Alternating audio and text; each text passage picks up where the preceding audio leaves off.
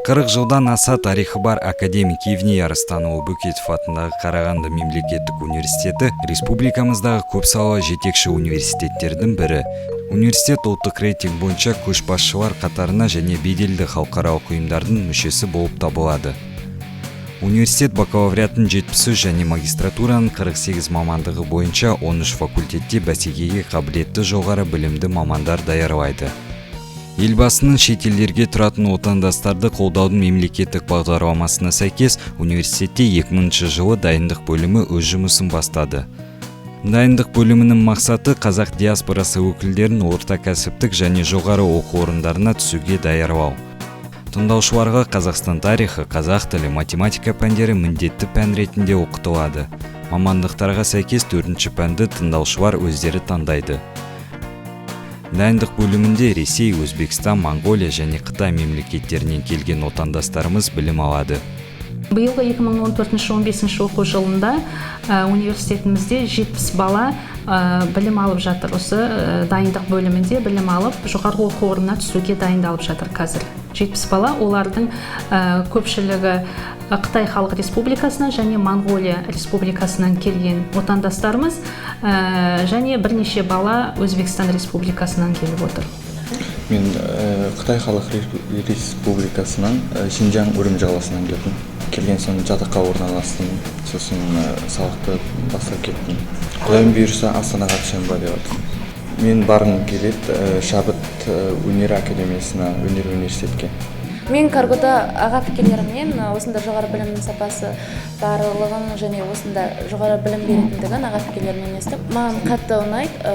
Алдағы уақытта да осында жоғары оқу орнына жақсы балл жинап, осы Қарағанды мемлекеттік университетіне өзімнің қалаған мамандығым бойынша оқуға түсемін дегенге сенімдімін.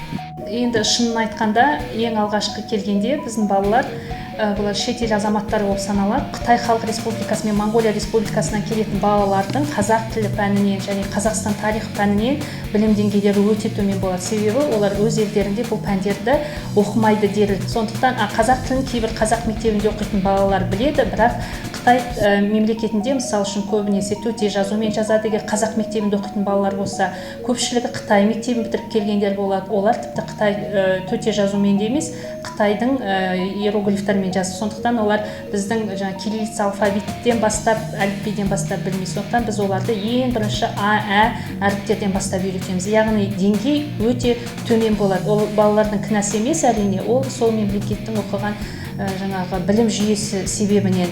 Содан біз 10 айдың ішінде осы балаларды кешенді тестілеуге дайындау барысында мұғалімдер айтып кеткенде 25 балдан 25 балға мүмкін максималды жеткізетіндей деңгейге тырысамыз. Бөкетов атындағы университетте бір жылға жақын уақыт оқыдым. Өз жердің оқу сапасы өте жақсы. Осында Каргодың өзіне түсем ба деген ойым бар. Мұғалімдер жақсы дайындайды, ұстаздары да керемет, оқу сапасы керемет, кітапханалары бар, жатақханасымен бірақ қамтамасыз етілген, айына 15 мың теңге көлемінде қаражат береді бізге. Мен осында келіп оқығаныма қуаныштымын. Бірінші елбасымызға, одан ұстаздарымызға алғысымыз шексіз. Мемлекет тарапынан бұндай балаларға бізге көмек болып жатқандықтан, яғни оларда квота деген ұғым бар, яғни қазақ шетелдерінен келген қазақ азаматтарына мемлекет тарапынан жеңілдіктер көрсетіледі. Сондықтан олар өздерінің алған балл деңгейлерімен мемлекеттік грант ұтып алады. Монголия Байын-Өлгей аймағынан келдім. Осы Қарағанды облысына 2011 жыл дайындық курсын оқып, 2012 жылы кәсіби көркем өнер факультетіне түстім. Мен түсуге, жоғарғы университетке түсуге осы шетелдің квота деген несі көп көмек болды. Осы Каргоде оқығаныма, дайындық бөлімінде оқығаныма қуаныштымын, өйткені дайындық бөлімі шетел университетіне мысалы түсуге көп көмектеседі. Сондықтан мен қазір қалаған мамандығыммен оқып жатырмын. Келешекте сол мамандығымды бітіріп, сол мұғалімдігімді істеп, Қазақстанның бір өңірінде оқушыларға мұғалімдік болып істеймін. Сондықтан оқушыларды тәрбиелеп шығаруға өз Қазақстаннан бір көмегіме тигенін қалаймын. Және осы балалардың барлығы, көпшілік дерлігі жоғарғы оқу орындарына түсіп, студент атанып, оны нәтижелі тамамдап жоғарғы оқу орындарын осы республикамыздың әртүрлі салаларында қызметке орналасты. Біз олармен тығыз байланыстамыз, қарым-қатынас жасап тұрамыз. Ары қарай қалай қайсыларының ішінен осы республикада қалғандары жайында, қандай жұмысқа орналасқан жайында, қандай оқу орнында оқуға түскені жайында мәліметтерді жинап, біз олармен хабарласып отырамыз. Мен осыға 2010 жылы келдім Қарағанды қаласына.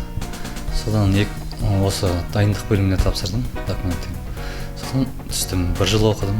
Осы жерде мұғалімдер көмектесті. Қазақ тілін жақсы білдім негізі келген кезде. Қазақстан тарихынан оқыдым. Сосын жақсы тапсырдым 92-ке балмен. Сосын политехқа тапсырдым. Сол жерге өттім. Мамандығым радиоэлектроника және телекоммуникация мамандығы бойынша түстім. 2-ші курста практикаға Қазтелерадиодан. Сол жерде 1 ай бойы практикадан өттік.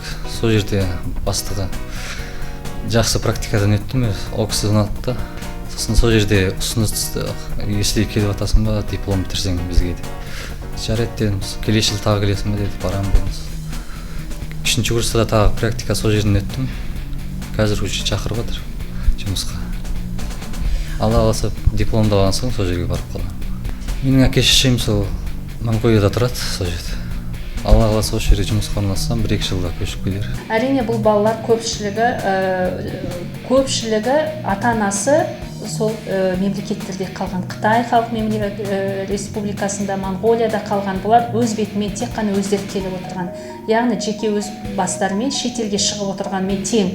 Алдымен келген кезде біз барлық балаларды қарсы аламыз. Мен өзім барып пойыздан, биыл кейбіреуін Алматыдан барып алып келдім, кейбір балаларды. Себебі олар Қарағандыға келуге Қазақ ұлттық университетіне бөлінген балалар болатын. Олардың мен біразын сол жақтан Қарағандыға, сол жақта емтихан тапсырды, бірақ Қарағандыға бөлінген. Оларды барып мен өз басым жеке барып алып келдім. Ал келген балаларды біз осы Қарағандыдан күтіп аламыз, оларды жатақханаға алып келеміз, өзіміз орналастырамыз. Себебі біздің бұл жаңадан шетел біріншіден, екіншіден басқа қала, үшіншіден басқа мемлекет, сондықтан балаларға өте қиындық туады.